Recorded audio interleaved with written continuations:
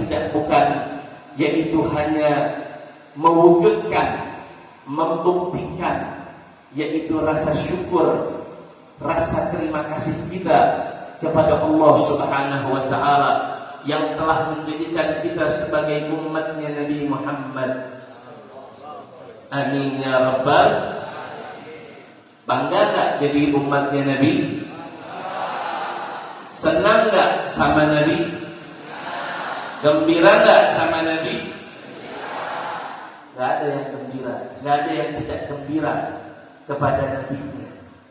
Gak ada yang tidak senang dengan apa saja yang berkaitan dengan Rasulullah Sallallahu Alaihi Wasallam.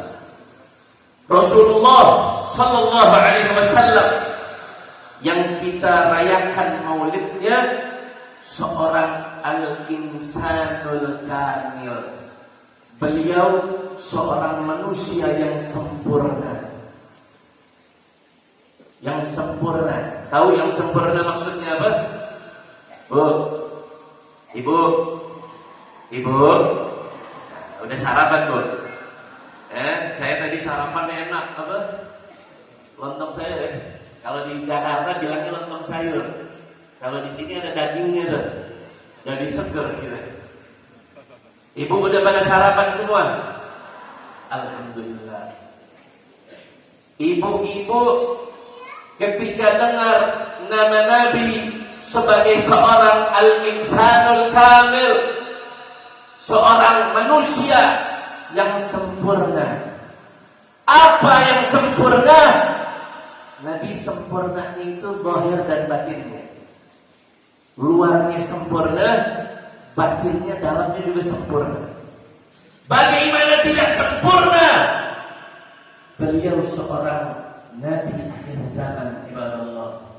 Seorang Rasul yang diutus oleh Allah Subhanahu wa Ta'ala di akhir zaman kelak untuk semua umat manusia sampai datangnya hari kiamat kelak. Maka beliau sudah sepantasnya menjadi seorang al-insanul kamil. Nabi yang kita rayakan maulidnya seorang al-insanul kamil, Habib Ali Al-Habsyi, di dalam maulidnya mengatakan beliau sallallahu alaihi wasallam wa huwa sallallahu alaihi wasallam jami'us sifatil kamaliyah. Beliau di dalam diri beliau itu mengumpulkan seluruh sifat-sifat kesempurnaan. Di dalam diri beliau mengumpulkan seluruh budi pekerti yang agung yang luar biasa. Basyarun la kal basyar. Basyarun la kal basyar. Apa basyarun la kal basyar? Manusia tapi bukan manusia biasa. Kita kalau dengar basyarun la kal basyar, Nabi itu manusia tapi bukan sembarang manusia. Manusia bukan pada umumnya manusia. Nabi sebagai manusia, beliau tidur, ibadallah, sama dengan manusia biasa. Kita manusia biasa tidur gak? Kalau udah ngantuk tidur, kalau udah lapar, kalau udah kebelet, buang air. Nabi juga begitu, ibadallah. Cuman bedanya Rasulullah tidur, kita tidur. Tapi Nabi apa yang Nabi katakan? Wa tanamu 'ainaya wa la yanamu qalbi. Yang tidur matanya Nabi, tapi hatinya enggak tidur. Kalau kita gimana tuh? Bukan enggak tidur lagi hatinya, malah apa? Ngorok. Biasa ada yang ngorok, ada yang tidurnya gocan, tau gak kan? Tidurnya kayak jarum jam. Dia putar 180 derajat. Ya. Biasa santri-santri, untung santri di sini kasurnya sendiri-sendiri atau rame-rame?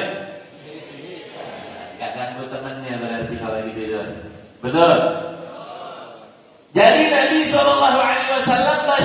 kal bashar. Manusia tapi bukan seperti manusia biasa. Buktinya apa? Nabi tidur seperti manusia normalnya, tapi bukan tidur yang sembarangan. Nabi tidur tapi hatinya tidak di muqaddimatun naum. Nabi yanam wala yanamu qalbuh. Tidur matanya, hatinya nggak tidur. Itu disebut tidur. Tapi kalau ada sebelum tidur, namanya apa? Kalau orang tidur tanda, kalau orang ngantuk, tanda-tandanya ngantuk apa? Menguap. Nabi SAW kalau mau tidur, kalau sudah ngantuk, beliau tidak menguap kepada Allah.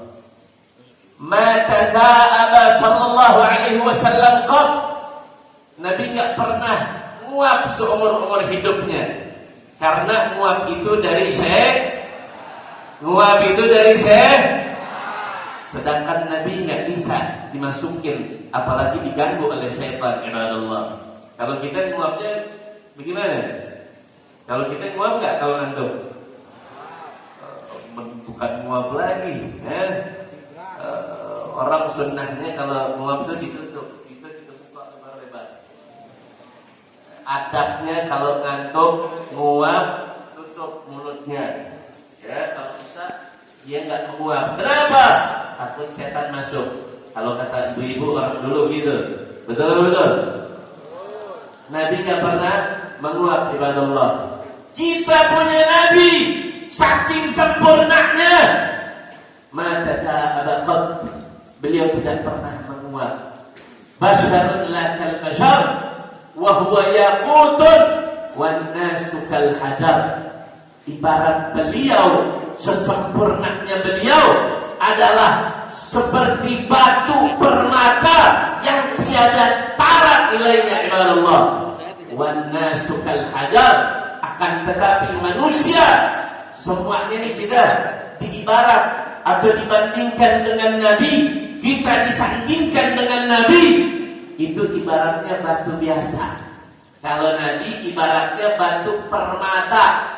Di atas permata itu berlian kali ya, berlian. Jadi berlian atau di atasnya berlian lah. Batunya tidak ternilai harganya. Itulah bagaimana kesempurnaan Nabi Sallallahu Alaihi Wasallam. Nabi kalau lewat, kalau jalan, ya, terus orangnya udah nggak ada, bau wewanginya masih ada kepada Allah. Bahkan para sahabat itu sudah mengenali kalau tempat tersebut tadi dilalui oleh Nabi Sallallahu Alaihi Wasallam. Kenapa? Bau harum, wangi badannya yang luar biasa.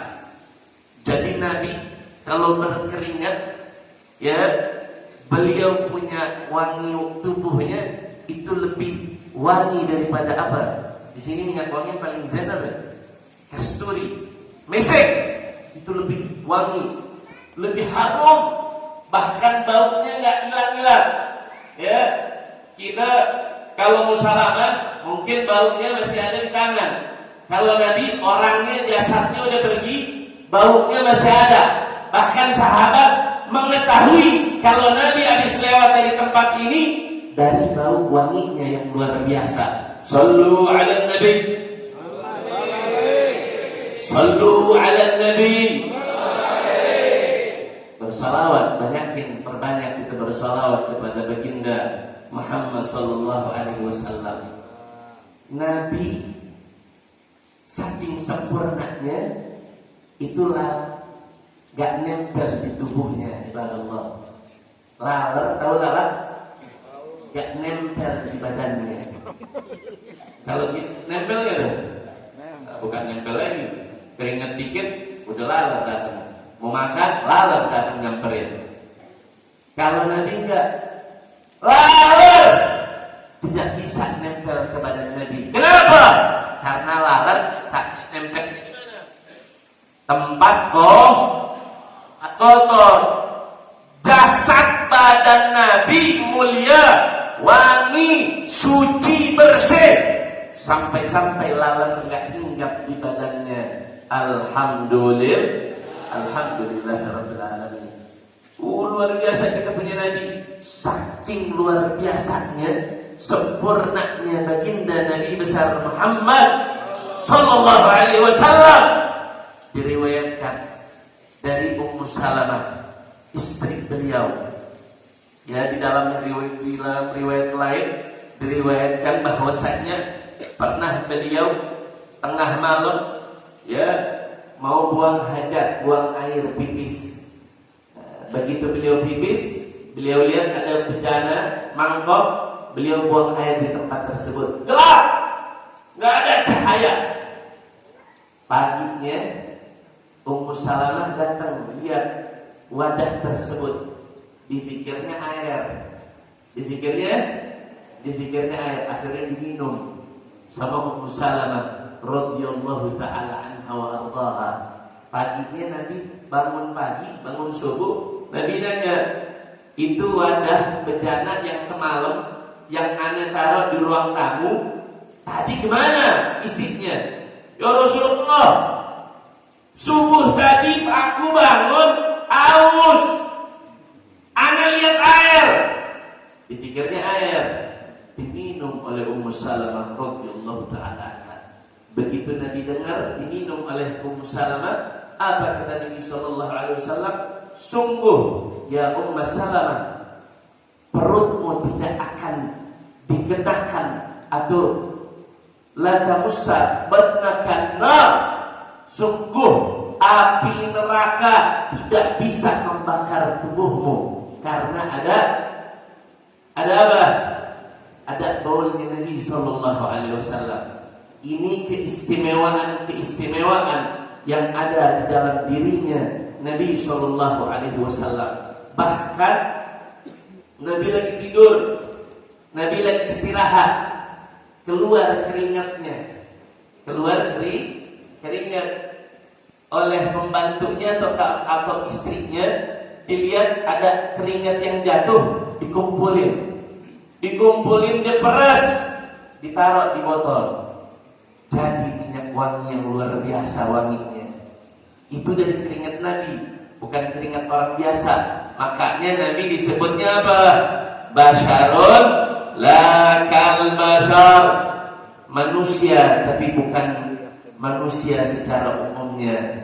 Itu kita punya Nabi ibadallah. Karena saking mulianya kita punya Nabi, saking istimewanya, saking sempurnanya, alhamdulillah umatnya Nabi menjadi teristimewa, dispesialkan oleh Allah Subhanahu wa taala. Alhamdulillah, wajib kita bersyukur. Makanya dengan model-model peringatan perayaan seperti ini, wajib kita bersyukur. Kita duduk, kita merasakan syukur, terima kasih kepada Allah Subhanahu wa taala. Bukan kita karena diri kita yang bersyukur kepada Allah, kepada Rasulnya. Justru Allah yang meminta kita untuk kita bersyukur kepada Allah dan kepada Rasulnya. Apa kata Allah? Kata Allah Subhanahu wa ta'ala, qul bifadlillah, katakanlah hai Muhammad, qul bifadlillahi wa birahmatihi fabidzalika falyafrahu huwa khairum mimma yajma'un. Katakanlah dengan karunia dan keutamaan dari Allah Subhanahu wa ta'ala dan dengan rahmatnya, Allah minta kita untuk apa? Untuk yafrah, untuk senang, untuk gembira. Dikatakan oleh para ahli tafsir, fadlullah, qul bifadlillah, katakanlah dengan keutamaan dan karunia dari Allah Subhanahu wa ta'ala. Di situ para ahli tafsir menafsirkan apa? Fadlullah ay bi makna Al-Qur'an. Al-Qur'an sebagai pedoman kita, ibadallah. Al-Qur'an sebagai pemimpin kita, pedoman hidup kita, pegangan hidup kita yang memberikan keselamatan bagi kita nanti kelak di yaumil qiyamah. Kita berpegang teguh kepada Al-Qur'an, maka nanti insyaallah kita akan diselamatkan oleh Allah Subhanahu wa ta'ala. Itu tafsir daripada fadlullah. atau keutamaan dari Allah Subhanahu wa taala. Wa bi rahmatihi, dan dengan rahmatnya Allah kasih rahmat luar biasa kepada seluruh makhluknya. Bu, ibu dalam mesti semua. Ibu, bu, yang namanya sehat walafiat karunia bukan? Yang namanya rizki yang halal rahmat bukan? Yang namanya anak soleh rahmat bukan? Yang namanya keluarga sakinah rahmat bukan? Yang namanya perdagangannya sukses rahmat dari Allah bukan? Itu semua rahmat dan karunia dari Allah Subhanahu wa taala. Makanya Allah bilang dengan karunia dan rahmatnya kita disuruh bersyukur oleh Allah Subhanahu wa taala. Tapi dari sekian banyak rahmat Allah Subhanahu wa taala, ada yang paling agung, yang paling afdal. Inna min a'dhamin ni'amillahi ta'ala ala ibadih. Sungguh dari sekian banyak nikmat yang telah Allah berikan kepada hamba-hambanya, ada nikmat yang paling agung, rahmat yang paling besar yang pernah Allah berikan kepada umat manusia dan seluruh alam semesta. Apa rahmat tersebut? Rasulullah sallallahu alaihi wasallam. Sebagaimana Allah katakan apa? Wa ma arsalnaka illa rahmatan lil alamin. Allah yang menamakan Nabi sebagai rahmat, Nabi sebagai wujud rahmat ilahi. Tidaklah kami utus kepadamu wahai Muhammad, tidaklah kami utus engkau kepada seluruh alam semesta itu melainkan wujud rahmat dan kasih sayangku, kata Allah Subhanahu wa taala. Alhamdulillah. Jadi rahmat yang paling utama, yang paling besar adanya Rasulullah sallallahu alaihi wasallam di tengah-tengah kita. Walaupun beliau sudah meninggal jasadnya, beliau sudah wafat badannya, tapi sunnah-sunnahnya, pelajarannya, sirahnya, peninggalannya, warisannya masih ada di tengah-tengah kita yang tidak boleh kita sia-siakan, ibadallah. Maka dari itu enggak salah Allah perintahkan kita untuk bersenang-senang, untuk bergembira dengan kelahiran Nabi sallallahu alaihi wasallam. Maka wajar saja seorang ulama dari Makkah Al-Mukarramah, yaitu Abuya As-Sayyid Muhammad bin Alawi Al-Maliki Al-Hasani, beliau katakan apa? Beliau katakan hari lahirnya Nabi yang sekarang kita lagi rayakan nih, atau maulid Nabi sallallahu alaihi wasallam, hari di mana beliau dilahirkan di bulan Rabiul Awal, di hari Senin, itu adalah hari yang paling afdal. Bahkan hari maulid Nabi lebih afdal daripada 2 hari raya, ibadallah. Lebih agung, lebih baik dari hari raya Idul Fitri dan hari raya Idul Adha menurut pandangan sebagian ulama. Salah satunya Sayyid Muhammad bin Ali Al-Maliki. Kenapa? Beliau katakan hari maulid lebih agung, lebih baik, lebih afdal dari hari raya Idul Fitri dan hari raya Idul Adha, karena di dalamnya dilahirkan sang penyelamat, sang pemberi syafaat kepada seluruh umat manusia.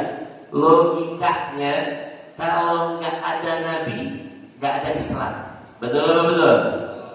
Yang bawa Islam siapa? Yang bawa syariat Islam siapa? Agama sudah ada dari zaman Nabi Adam. Allah mengutus Nabi Adam. Ya, tadi sudah dijelaskan oleh Kiai Wawan bagaimana para nabi diutus membawa risalah, tugas dari mulai Nabi Adam sampai Rasulullah sallallahu alaihi wasallam, nabi akhir zaman. Sengaja Allah persiapkan nabi di terakhir. Bahasanya Kiai Wawan tadi apa? Di episode terakhir Karena di episode terakhir adalah episode penentuan ceritanya ibadallah. Peran atau pemeran utamanya munculnya di episode terakhir yang menentukan ceritanya. Itu kita punya Nabi Sallallahu Alaihi Wasallam. Jadi wajar dikatakan hari Maulid lebih afdal daripada hari raya Idul Fitri dan hari raya Idul Adha. Kalau nggak ada Rabiul Awal atau nggak ada dilahirkan Nabi Sallallahu Alaihi Wasallam, tidak dilahirkan di bulan-bulan lainnya. Allah Subhanahu Wa Taala mengistimewakan Rabiul Awal selain dari bulan-bulan lainnya. Nabi Sallallahu Alaihi Wasallam tidak dilahirkan pada bulan Ramadan. Nabi Sallallahu Alaihi Wasallam tidak dilahirkan pada bulan Dzulhijjah. Di bulan Ramadan kita tahu bulan ampunan Allah, bulan suci Ramadan, bulannya rahmat, bulan maghfirah, bulan Allah membebaskan daripada hamba-hambanya dari api neraka. Tapi kenapa di bulan suci Ramadan yang sudah betul-betul mulia, Nabi nggak dilahirkan di bulan suci Ramadan? Di bulan Dzulhijjah ada yang namanya syariatul haji. Kita diwajibkan bagi umat Islam yang mampu untuk menjalankan ibadah haji. Di dalam bulan Dzulhijjah ada yang namanya kita dianjurkan untuk berkurban. Tapi kenapa Nabi tidak dilahirkan di bulan Dzulhijjah? Bahkan bulan Dzulhijjah termasuk daripada Ashhurul Hurum, bulan-bulan haramnya Allah Subhanahu Wa Taala, yang disucikan Allah Subhanahu Wa Taala. Tidak boleh kita tumpahkan darah di dalam bulan-bulan yang haram tersebut, ibadallah. Kenapa? Begitu juga di bulan yaitu Muharram. Di bulan Muharram ada yang namanya hari 10 hari atau di tanggal 10 bulan Muharram terkenal dengan hari Asyura, di mana di dalam hari Asyura luar biasa keistimewaan yang Allah berikan. Tapi lagi-lagi Nabi Muhammad tidak dilahirkan pada bulan Muharram. Setelah bulan Muharram ada Safar, ada Jamadil Awal, ada bulan Rajab. Di bulan Rajab ada peristiwa Isra wal Mi'raj. Tapi lagi-lagi Nabi tidak dilahirkan di dalam atau di dalam bulan Rajab itu sendiri. Di bulan Sya'ban ada nisfu Sya'ban yang memiliki keutamaan luar biasa. Tapi lagi-lagi Nabi tidak dilahirkan di bulan-bulan tersebut yang memiliki keutamaan sendiri-sendiri. Kenapa? Karena di bulan-bulan yang mulia tersebut seakan-akan kalau kita yang lahir di bulan mulia tersebut, kita mendapatkan kemuliaan dari bulan tersebut. Betul atau betul? Tapi kalau Nabi yang sudah mulia, yang mana Allah nggak menghendaki Nabi mendapatkan kemuliaan dari selain beliau, justru Nabi yang memberikan kemuliaan kepada bulan Rabiul Awal. Kalau tidak ada Nabi dilahirkan pada bulan Rabiul Awal, tidak ada bulan Ramadan, tidak ada peristiwa Isra wal Mi'raj, tidak ada bulan Asyura, tidak ada yang namanya nisfu Sya'ban. Justru bulan Rabiul Awal menjadi istimewa karena baginda Nabi besar Muhammad Sallallahu Alaihi Wasallam. Kita pun begitu, kita menjadi mulia gara-gara kita punya Nabi, seorang Nabi yang mulia. Jadi wajib kita bersyukur, wajib kita peringati. Untuk apa? Kita gali hikmahnya. Kita bisa pelajari sirah nabawiyah, bagaimana perjalanan hidup Nabi, bagaimana akhlaknya Nabi, bagaimana budi pekertinya Nabi Sallallahu Alaihi Wasallam. Sebelum saya tutup, saya ingin bercerita di mana ketika di tahun 7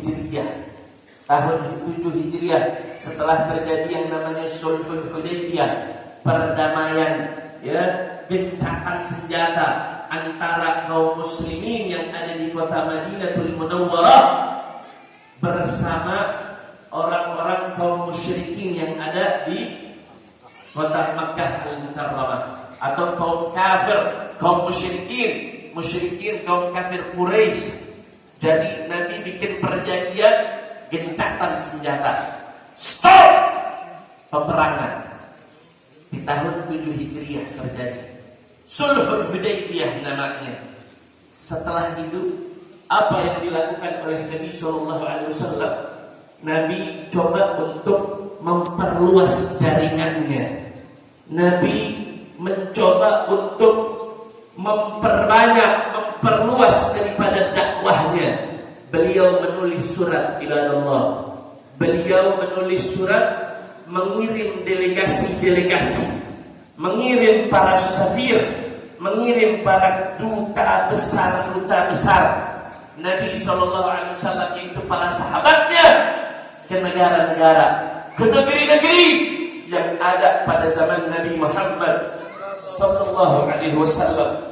Akhirnya singkat cerita, Nabi bikin surat, Nabi tulis, kirim ke Raja Persia, kirim ke Raja Mesir, kirim ke Raja Romawi, kirim ke Raja Habasyah, ke Afrika. Nabi kirim kemana-mana, sambil Nabi utus para sahabat untuk bawa surat-surat tersebut yang isinya beriman atau mengajak para raja tersebut, para penguasa dunia, para pemimpin-pemimpin untuk beriman kepada Allah dan Rasulnya. Singkat cerita, Nabi ketika ingin mengirimkan surat ke Raja Romawi, saat itu adalah Raja Heraklius. Kalau orang Arab bilangnya Herakl, atau julukannya Kaisar. Ya, kalau orang Italia bilangnya Julio Caesar. Ya, Julio Caesar. Kaisar, seorang raja Romawi yang terkenal. Bahkan beliau, seorang raja Romawi tersebut, itu kekuasaannya setengah negara atau ke negeri-negeri yang ada di barat sana itu dikuasai semuanya oleh bangsa Romawi di bawah kekuasaan kerajaan Heraklius. Akhirnya Nabi kirim surat, Nabi panggil yaitu sahabatnya, delegasi untuk mengirimkan surat tersebut. Seorang sahabat yang bernama Dihya Ibn Khalifah Al-Kalbi. Sahabat ini sahabat ma'ruf. Nama sahabatnya siapa? Dihya. Siapa? Dihya. Siapa Dihya? Seorang sahabat Nabi yang rupawan, terkenal dengan ketampanannya. Ya, kalau orang Tasik bilang apa? Kaset pisan. Kaset pisan dulu. Sahabat tersebut gantengnya luar biasa. Kaset pisan. Bahkan saking kasetnya malaikat Jibril kalau turun bawa wahyu, kebanyakan beliau menyerupai manusia. Orang Betawi bilangnya nyaru. Bahasa Indonesianya menyerupai. Kalau bahasa Tasik nggak tahu jawaban. Apa? Susah ngomongnya. Jibril kebanyakan turun ke bumi ngasih wahyu ke Rasulullah, itu menyerupai mukanya sama dengan sahabat Dihya. Yang rupawan Dihya, kasar. Jadi malaikat Jibril kalau mau pilih-pilih muka, kalau mau menyerupai seseorang, beliau pilih-pilih muka juga. Ya, nggak sembarangan yang mukanya kasar, jangan mukanya yang hancur-hancuran. Ya, untuk apa? Biar sahabat ketika ditemuin oleh Jibril, yang Nabi sedang bersama para sahabatnya, mereka nggak ketakutan, mereka adem. Kita kalau lihat orang kasar gimana? Seneng kan? Hatinya hatinya cenut-cenut, ya Allah deg-degan. Ya. Begitu Jibril alaihissalam kebanyakan turun dengan menyerupai seorang sahabat yang bernama Dihya. Singkat cerita, Dihya ini dipanggil oleh Nabi untuk pergi ke Romawi sana. Kirim surat, bawa surat tersebut. Sampailah beliau di tempatnya Raja Kaisar. Disodorkan surat tersebut. Akhirnya dibaca. Tulisannya min Muhammad bin Abdullah Rasulullah min indillah salamun ala man ittaba'al huda. Dari Muhammad putra Abdullah, utusan dari Allah Subhanahu wa taala. Kata Nabi, keselamatan dan salam sejahtera ala man ittaba'al huda, bagi siapa saja yang mengikuti petunjuk, yang senantiasa mengikuti taufik petunjuk dari Allah Subhanahu wa taala. Nabi maksudnya ngedoain ini orang. Ya. Jadi kita diajarkan oleh Nabi juga tuh. Kalau ada orang yang bukan Islam, dia masih kafir, jangan langsung kita memberikan salam penghormatan sebagaimana kita mengucapkan Assalamualaikum warahmatullahi wabarakatuh. Itu bukan sembarang salam. Itu salam yang ada di dalam salam yang diajarkan oleh Nabi, itu penuh dengan doa yang luar biasa. Assalamualaikum warahmatullahi wabarakatuh. Keselamatan bagimu, yaitu dari Allah, dan rahmatnya dan barokahnya. Kita kalau doain orang kafir yang dia belum masuk Islam, ya, dengan bacaan atau Assalamualaikum warahmatullahi wabarakatuh, itu tidak dianjurkan oleh para ulama. Sehingga adabnya, etikanya kita diajar oleh Nabi. Nah, kalau mereka ucapkan salam, katakan Assalamu ala man ittaba'al huda. Keselamatanlah, ya, yang senantiasa mengikuti, atau bagi orang-orang yang selalu mengikuti daripada hidayah dan petunjuk Allah Subhanahu wa taala. Kenapa? Dulu sebelum Nabi diutus menjadi Nabi, itu salamnya bukan Assalamualaikum. Orang Arab jahiliyah dulu kalau ngasih salam, ya, kalau di sini apa? Sampurasun. Sampurasun, ya. Sampurasun. Nah, kalau orang-orang kafir Quraisy kan begitu, orang-orang Quraisy zaman dulu. An'im sabahan, an'im masaan. Selamat pagi, selamat sore, selamat malam. Jadi pakainya an'im sabahan, an'im masaan. Begitu Nabi diutus, diganti salam tersebut menjadi Assalamualaikum warahmatullahi wabarakatuh. Begitu dibaca oleh Raja Kaisar, ya, dari Muhammad putra Abdullah. Akhirnya apa kata dia? Ditugaskan oleh raja tersebut, pengawalnya pergi ke negeri Ilya yang ada di kota Syam saat itu, yang ada persisnya di Damaskus. Ya, kalau sekarang ini di Syria. Singkat cerita, pengawalnya disuruh oleh raja tersebut pergi ke negeri Syam. Untuk apa? Cari tahu tentang orang Arab dari Makkah Al-Mukarramah. Cari tahu siapa-siapa orang Arab yang datang dari negeri Makkah untuk diundang oleh Raja Kaisar masuk di istananya. Subhanallah, begitu pengawalnya sampai di Syam, dia cari-cari mana orang Arab dari kota Makkah. Karena orang Arab banyak, bukan dari Makkah saja, ada dari Yaman, ada dari Najd, ada dari tempat-tempat lainnya, ya, dari Bahrain, dari Qatar, dari Dubai, dan dari Jazirah Arab lainnya. Nah, sehingga mereka bercampur di negeri Syam untuk bawa perdagangannya. Subhanallahnya, ketemu dengan siapa? Ketemu dengan Abu Sufyan. Abu Sufyan tahu Abu Sufyan? Abu Sufyan tahu? Bukan Abu Janda, Abu Sufyan. Abu Sufyan dulu waktu dia waktu beliau ketemu dengan pasukan Romawi, itu beliau masih kafir, belum masuk Islam, lagi benci-bencinya sama Rasulullah, lagi dendam-dendamnya kepada Muhammad Sallallahu Alaihi Wasallam. Singkat cerita, mereka panggil semua orang-orang Arab Mekah datang ke istana raja. Begitu ketemu dengan raja, ditanya, siapa di antara kalian, hei orang-orang Quraisy, yang paling dekat dengan seorang yang bernama Muhammad yang mengaku nabi di kota Makkah sana?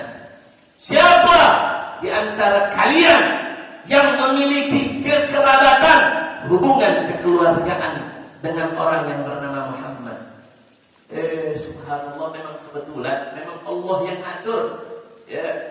Yang paling dekat dengan Nabi kekerabatannya musuh Nabi sendiri, yaitu Abu Sufyan. Saat itu Abu Sufyan juga statusnya sebagai mertuanya Nabi. Sebagai mertuanya Nabi. Kenapa? Nabi menikah dengan putri beliau yang bernama Ummu Habibah binti Abi Sufyan. Anaknya muslim, anaknya mukminah, muslimah, tapi ayahnya masih kafir. Bahkan ayahnya benci sama Rasulullah luar biasa. Jadi karena Allah yang atur, Allah punya takdir, yang paling dekat kekerabatannya Abu Sufyan ini. Ketemu nasabnya di Abdul Manaf. Ya, Nabi dari Bani Hashim bin Abdul Manaf. Kalau Abu Sufyan dari Bani Abdul Syams bin Abdul Manaf. Singkat cerita, dipanggil Abu Sufyan, kau berdiri paling depan. Ya, terus Raja Persia, Raja Romawi tersebut, Heraklius, bilang apa? Kalian yang ada di belakang, dengerin apa kata Abu Sufyan. Kalau sesekali Abu Sufyan bohong, kasih kode, kabarin, kasih tahu. Nah, jadi dia dipanggil paling depan, biar nggak bisa bohong, biar dia bisa hanya memberikan informasi yang jujur, sejujur-jujurnya. Akhirnya ditanya oleh Raja Romawi, Hada Muhammad bin Abdullah bin Abdul Muttalib, yang mengaku Nabi di kota Makkah sana. Kaifa kana nasabuhu? Bagaimana orang ini yang mengaku Nabi? Bagaimana nasabnya? Bagaimana keturunannya? Bagaimana nenek moyangnya? Ditanya oleh Raja Romawi tersebut. Kata Abu Sufyan apa? Huwa fina du nasab. Abu Sufyan enggak bohong tuh. Kata beliau apa? Muhammad tersebut memiliki garis keturunan yang luar biasa, yang mulia, yang keturunannya semua itu orang-orang mulia semua. Kita suka dengar ada qasidah, benar? Abdullah nama ayahnya,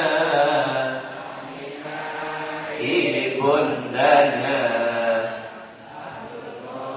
Talib kakeknya, Abu Talib pamannya, Khadijah istri setia, Fatimah tercinta, semua bernasab mulia, dari Quraisy ternama. Subhanallah, gak ada yang gak sempurna. Udah zahirnya sempurna, batinnya sempurna, nasabnya sempurna luar biasa, keturunannya mulia, semua bernasab mulia, dari Quraisy ternama. Nabi SAW di dalam sebuah hadis yang lainnya mengatakan apa? Wulidtu min nikah la min sifah. Aku, kata beliau, dilahirkan dari nenek moyangku sampai ke Nabi Ibrahim, sampai ke Adam, semuanya dari jalur pernikahan yang halal, yang dibolehkan oleh Allah Subhanahu wa taala. La min sifah, bukan dari garis keturunan yang nikahnya ada syubhat. atau dari zina wal billah. Nabi mulia enggak keturunannya? Nenek moyangnya mulia tidak? Nabi yang bilang, aku dilahirkan dari tali pernikahan semua halal. Gak ada yang satupun orang tuaku, kakek-kakekku, nenek moyangku itu semua ada yang berzina. Satu aja, na'udzubillah min dzalik. Kenapa? Allah yang persiapkan nabinya. Allah yang persiapkan. Pokoknya kalau udah namanya nabi akhir zaman, yang paling baik, yang paling sempurna, maka semuanya dari semua aspek sempurna. Alhamdulillah. Di dalam sebuah hadis yang lainnya dikatakan apa? Jibril mengatakan kepada Rasulullah, ya Rasulullah, ya Muhammad, inni qallabtu arda, inni qallabtu al-arda masyriqan wa maghriba. Sungguh kata Jibril, aku mencari-cari, aku bolak-balikin, aku ke arah timur, aku ke barat, aku cari mana manusia keluarga Adam yang paling mulia keluarganya, yang paling baik akhlaknya. Tidak ada yang aku dapatkan kecuali dari keluarganya Ibrahim alaihissalam. Inni qalabtul arda masyriqan wa maghriba falam ajid khaira abin min waladi Adam khairan min Ibrahim.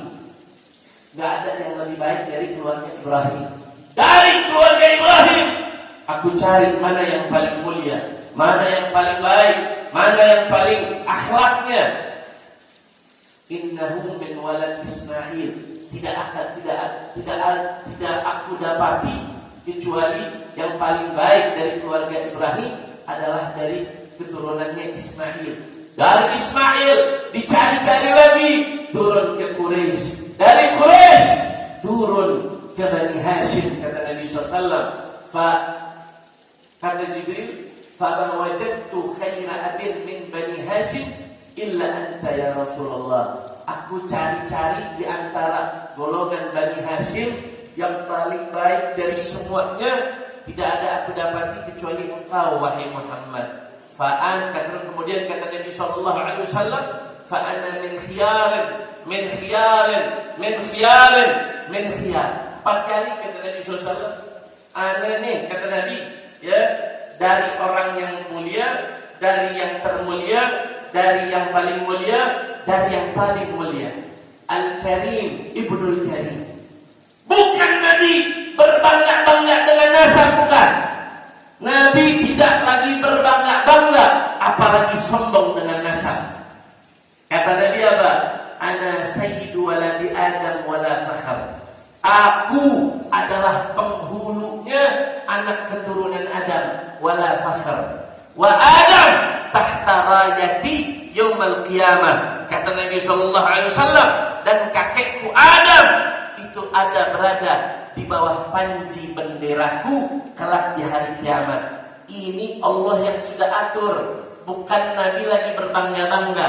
Makanya enggak salah Raja Heraklius tadi nanya, bagaimana nasab orang yang mengaku Nabi tersebut? Itu pertanyaan yang pertama. Yang kedua ditanya apa? Kaifa kana,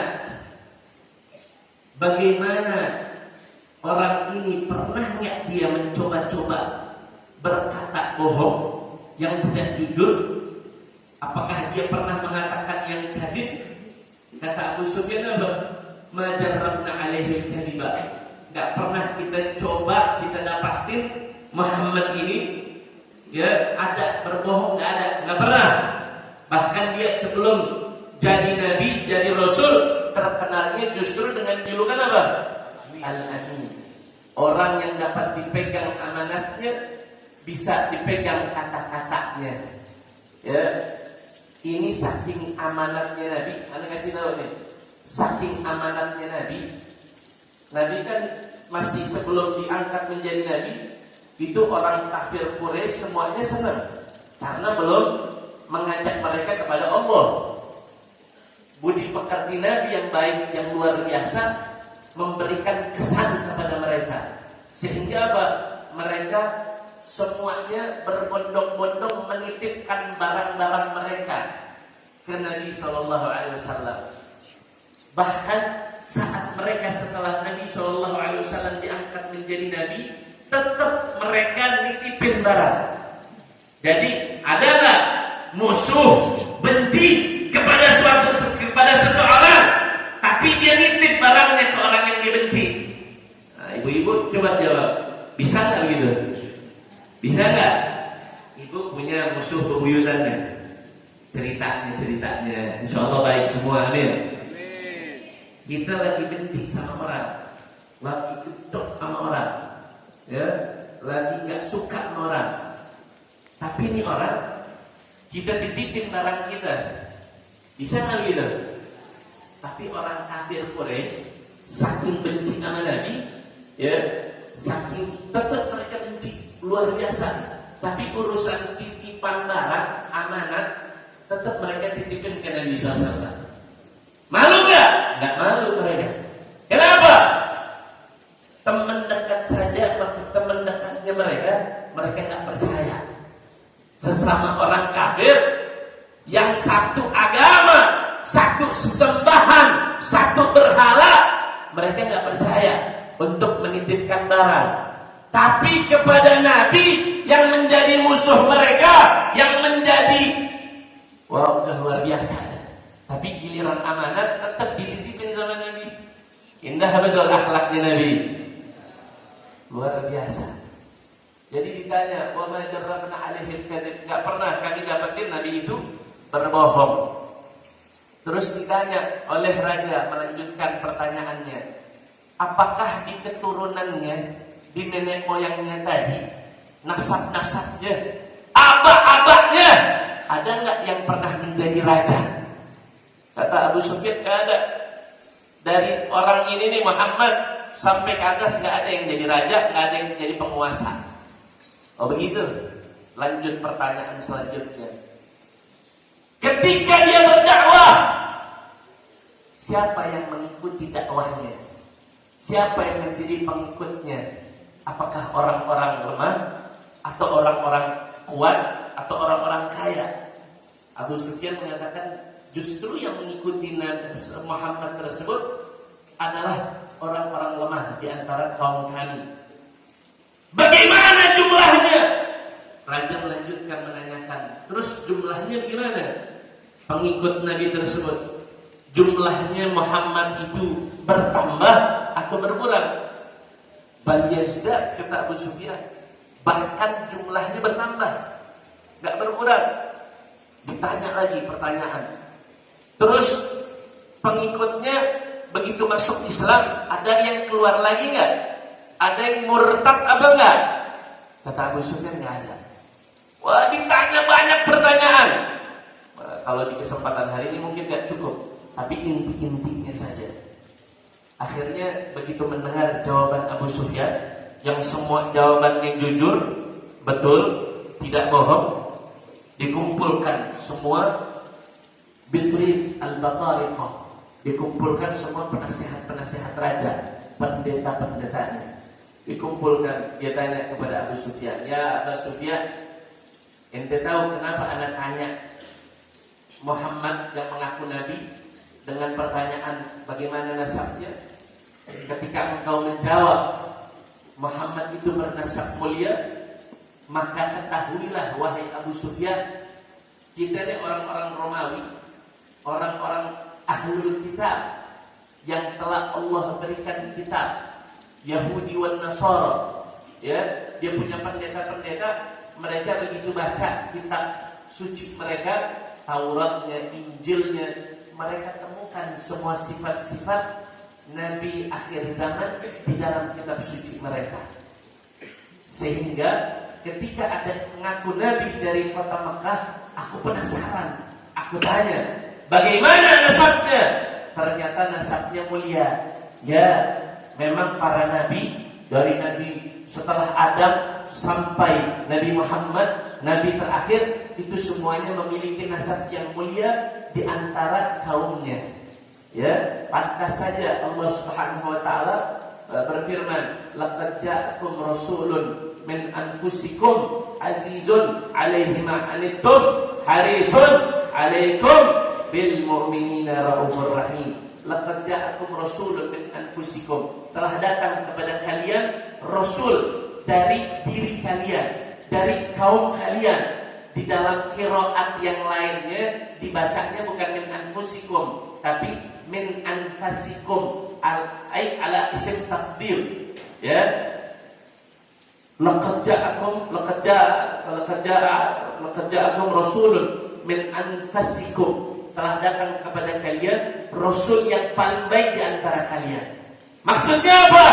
Nasabnya, keturunannya, nenek moyangnya, akhlaknya, keluarganya yang paling baik. Itu pertanyaan yang kedua. Terus kemudian kata Raja Heraklius, kenapa aku bertanya bahwasannya apakah dia pernah berbohong apa tidak? Kau jawab nggak pernah bohong. Bahkan dia dulu dijuluki Al-Amin sejak dia remaja.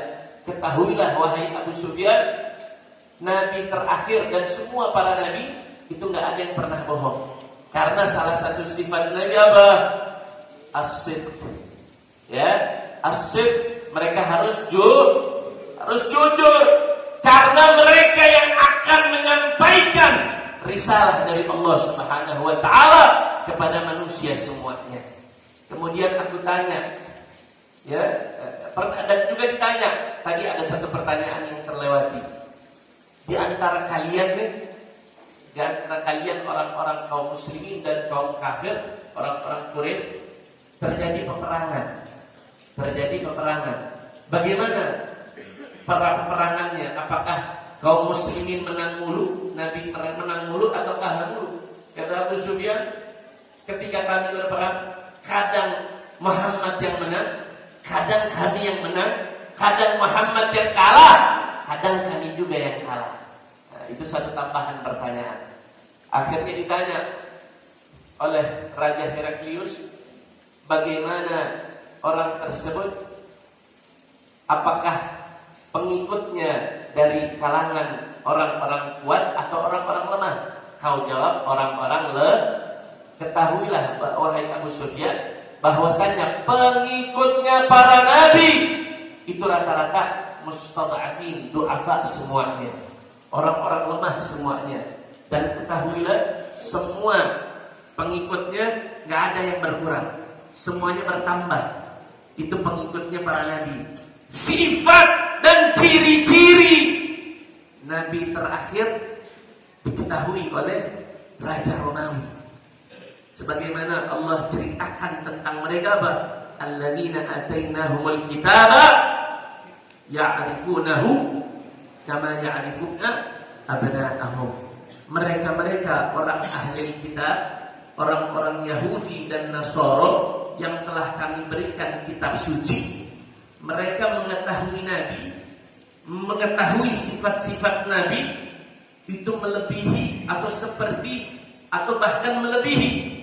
Mereka mengetahui seperti mereka mengetahui anak-anak mereka sendiri. Kita kalau punya anak baru lahir ada tanda lahir, cuman orang tua yang tahu. Anaknya kesukaan makanannya apa, cuman orang tua yang tahu. Jadi Allah memberikan perumpamaan yang luar biasa. Ulama-ulama, pendeta-pendeta ahlul kitab mengetahui ciri-ciri Nabi seperti itu. Makanya ditanya oleh Raja Romawi. Saya mau tanya, Raja Romawi Muslim bukan? Pengikut Nabi bukan? Tapi tahu nggak sifat Nabi? Kita pengikut Nabi, mengaku cinta kepada Nabi, mengaku beriman kepada Nabi. Tahu nggak sifat-sifat Nabi? Masing-masing dia yang jawab. Masing-masing ya yang jawab. Raja Romawi yang nggak pernah ketemu Nabi tahu sifat Nabi. Jadi sudah sepantasnya, apalagi antum-antum semua, khususnya ya santriwan dan santriwati, para penuntut ilmu, para penuntut pencari ilmunya Rasulullah Sallallahu Alaihi Wasallam, betul-betul kalian dalam menuntut ilmunya Allah dan ilmunya Rasulnya. Ya, kalian adalah mafatihul khair, mafatihul rahmah, wa ma'adinul barakah wal hikmah. Tempat kalian tadi sudah dijelaskan, kalian akan menjadi dan yang akan menentukan kelak 15 tahun, 10 tahun ke depan yang akan memimpin umat. Amin. kalian nanti yang akan menentukan baik buruknya umat. Sehingga harus betul-betul dari sekarang bagaimana menuntut ilmu, bagaimana kita bekerja keras. Di dalam Al-Quran dikatakan apa?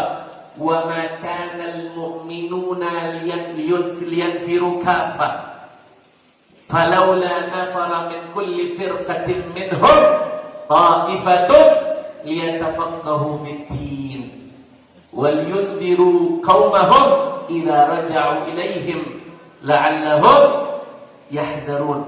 Jadi kata Allah sendiri tuh yang memperingati Nabi kepada sahabat-sahabatnya. Allah berikan peringatan apa? Kepada orang-orang beriman. Wa ma kana al-mu'minun, tidak sepantasnya bagi orang-orang yang beriman liyanfiru kaffah. Mereka semua pergi berperang, pergi berjihad. Apabila jihad dikumandangkan oleh Nabi, jangan semuanya keluar untuk berjihad, kata Allah. Jangan semua kaum muslimin keluar untuk berperang. Kenapa? Karena taruhannya nyawa. Allah minta apa? Falaula nafara min kulli firqatin. Ya, kalau bisa, falaula nafara, sedikit dari suatu firqah, satu kaum, ya, minhum ta'ifatun, ada suatu ta'ifah, sekelompok kayak begini nih, santriwan dan santriwati. Untuk apa? Kata Allah, nggak usah ikut berperang. Untuk mereka liyatafaqahu fid-din, untuk mereka mengambil belajar agamanya Allah Subhanahu wa taala. Agar apa? Wal yundiru qaumahum, agar nanti pulang liyundiru qaumahum, mereka bisa memberikan peringatan kepada kaumnya. Mereka bisa memberikan pengajaran, arahan, bimbingan kepada umat Islam. Tadi ini calon-calon pemimpin semua, amin. Yang akan menentukan baik buruknya bangsa dan umat Islam, khususnya di negara kita Indonesia. Jadi antum-antum semua jangan sia-siakan waktu kalian menuntut ilmu di tempat ini. Cari ilmu yang sebanyak-banyaknya. Cari keberkahan ilmu. Dikatakan apa? Yahsulul ilmu bitta'allum. Kita kalau mau dapat ilmu dengan cara apa? Belajar. Yahsulul ilmu bitta'allum wa tahsulu barakatul ilmi bil khidmah. Kita dapat ilmu nempel, alhamdulillah kita belajar. Tapi biar di dalam ilmu itu ada namanya barokah. Biar ilmunya ada terus tertempel di pikiran dan di jiwa kita, masuk turun di jiwa sanubari kita, bersatu dengan diri dan jiwa kita. Cara untuk biar ilmunya barokah, biar ilmunya manfaat dengan cara khidmat. Dengan cara khidmat, tahu khidmat? Melayani, berkhidmat kepada guru, berkhidmat kepada ustaz, berkhidmat kepada kiai, berkhidmat kepada teman sekalipun. Ya, jadi kalau lagi belajar, kita punya kawan, kita khidmat kepada teman kita, kepada kawan kita yang mungkin kita biasa-biasa saja, nggak pinter-pinter amat, tapi jiwa sanubari kita dan pikiran kita sehingga kita bisa yaitu menerima semua ilmu-ilmu dari Allah Subhanahu wa taala. Mudah-mudahan dengan duduknya kita berkumpul di tempat ini, insya Allah Allah berikan tumbuhkan cahaya di dalam hati kita, bertambah kecintaan kita kepada Nabi Muhammad, bertambah kerinduan kita kepada Nabi Muhammad dengan cara kita mempelajari daripada kisahnya, daripada sirahnya, daripada sejarah-sejarah beliau, agar kita semua bisa mempraktekkan, yaitu mengikuti daripada ajaran beliau. Qul in kuntum tuhibbunallah fattabi'uni yuhibbukumullah wa yaghfir dzunubakum wallahu ghafurur rahim. Katakanlah hai Muhammad, jika kalian hai orang-orang Islam yang mengaku cinta kepada Allah, yang mengaku beriman kepada Allah, kalian mengaku cinta, maka syaratnya fattabi'uni, kata Allah, ikutilah Nabi Muhammad, ikutilah sunnah Nabi Muhammad, ikutilah jalan-jalan yang sudah ditentukan oleh Rasulullah sallallahu alaihi wasallam, maka apa yang akan dibalas oleh Allah? Yuhibbukumullah wa yaghfir lakum dzunubakum. Allah akan balas cinta kita dengan cinta dari Allah. Allah akan berikan ridhonya. Allah akan ampuni dosa kita semuanya. Wallahu ghafurur rahim. Amin amin ya rabbal alamin. Allahumma ij'al jam'ana hadza jam'an marhuma wa tafarruqana min ba'dihi tafarruqan ma'suma wa la taj'al minna wa la fina wa la ma'na ahadan shaqiyan wa la mahruma birahmatika ya arhamar rahimin. Wa sallallahu ala sayyidina wa maulana Muhammad wa ala alihi wa sahbihi wasallam walhamdulillahi rabbil alamin. Itu saja dari saya, mudah-mudahan bermanfaat. Mohon maaf atas segala kesalahan dan kekurangannya. Hadani Allah wa iyyakum ila siratal mustaqim. Wassalamualaikum warahmatullahi taala wabarakatuh.